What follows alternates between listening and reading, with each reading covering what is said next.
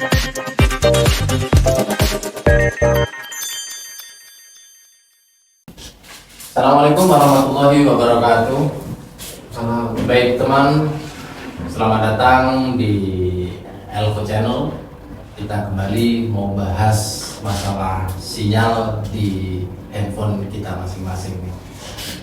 Karena saya sering ngedapetin tuh yang namanya sinyal remote, sinyal di HP kita hilang-hilangan, gitu sih kata teman-teman begitu. Mari kita bahas bareng-bareng bersama tim ahlinya, yaitu Mas Upi. Sini Mas Upi, tim ahli dari PT Elkomindo sebagai engineering. Mungkin bisa dijelaskan Mas masalah kenapa sih sinyal HP kita itu bisa remote, sembari memperkenalkan diri. Silakan Mas Upi. Ya, terima kasih Mas Papa. Kebetulan di sini saya juga teknisi engineer-nya di perusahaan PT Elkomindo, perusahaan ini biasa penguat sinyal. Jadi ada beberapa faktor sebenarnya untuk handphone itu kenapa bisa lemah sinyalnya. Jadi bisa jadi dari jauhnya BTS sehingga susah untuk masuk ke handphone. Gitu ya. Berarti kalau tadi itu dikatakan jauhnya BTS ya, bisa jadi kan di situ ada penghalang mungkin ya.